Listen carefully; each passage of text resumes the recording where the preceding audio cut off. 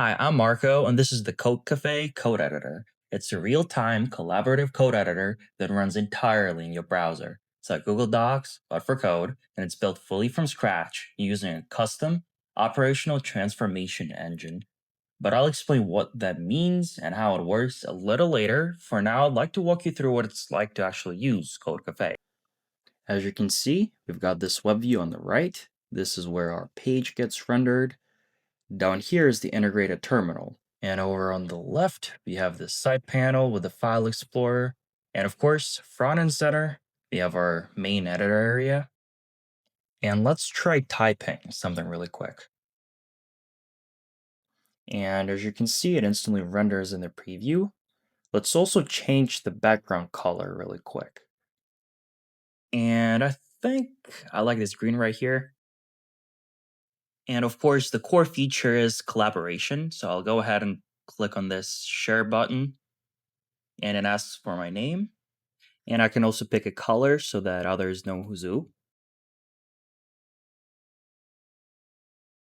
And so now it gives me a link I can send to someone else. And I'll go ahead and open that in a new tab so that you guys can see what it looks like from their side. And I think I'm going to go with the color blue this time. And now it says they were connected. And so I've got both tabs open right now for each user.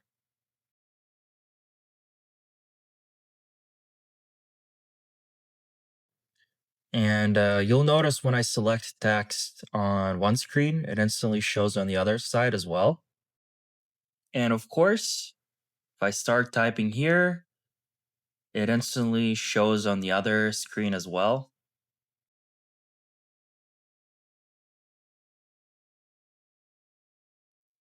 But what happens if two people write on the same line at the same time? That's where operational transformation comes in. The technology behind Google Docs, Figma, and similar tools. Code Cafe uses a custom built version of this system to keep collaboration smooth.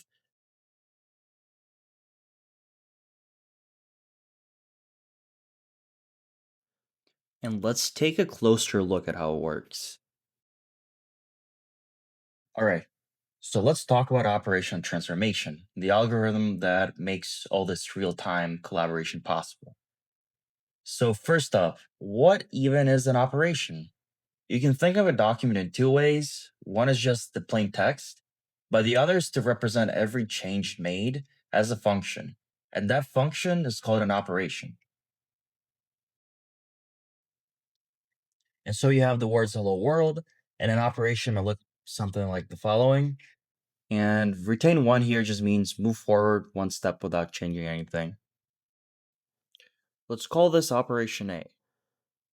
And here is another operation, operation B. It changes the H and the W to uppercase letters.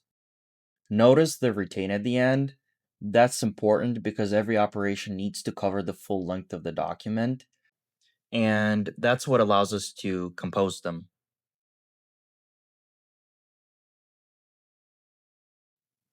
So let's now talk about the transformation part. So the basic idea is this. If you have operation A and operation B, and they both start from the same state, then you can perform a transform on the other end so that everything still lines up. You basically adjust one to account for the other, and then both sides stay in sync. Let's go through an example now. So let's say you have the word go, and so then someone on the client side wants to add an A at the end, while on the server, someone wants to add a T at the end. So then the question becomes, do you get Goda or Goat? So what happens is, okay, both operations exist, right?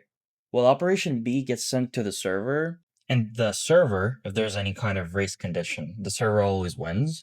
So then the server will basically create the transform on the operation and send it back to the client. So for example, over there for transform A, you just go two spots and then add an A. And then for transform B, you go to the end and then add a T. And that way you get goat. All right, so there's one more thing you've got to learn before all of this really clicks, and it's called bridging. So bridging solves the following problem. You already sent operations B and A to the server, but the client, they're still typing. They're creating more operations in the meantime. Now the server, it has B and A, so it can transform B no problem, but it can't transform C yet because it hasn't received it. That's where the bridge comes in. What the server does is it retains the transform of A so that when C eventually arrives, it can use that bridge to transform C correctly. So here's the problem. If the server had to keep track of all of those bridges, it'd get way too complicated. And let's be honest, Google doesn't want to spend extra on server costs.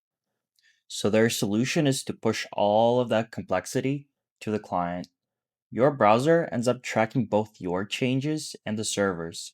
That way, the server just needs to sync stuff. Nice and cheap. And that's actually how Code Cafe handles it too. Alright, I'll stop here for now. The project is open source and up on GitHub. Feel free to check it out, maybe give it a star if you think it's cool. And if you'd like a more detailed video go into the algorithm and how it all works under the hood, just let me know and I'd be happy to make one.